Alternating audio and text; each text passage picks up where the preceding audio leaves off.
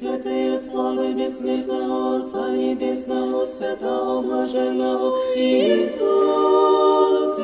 Христе. Пришедший на запад солнца, видевший свет вечерний, о Ему со Сына и Святого Духа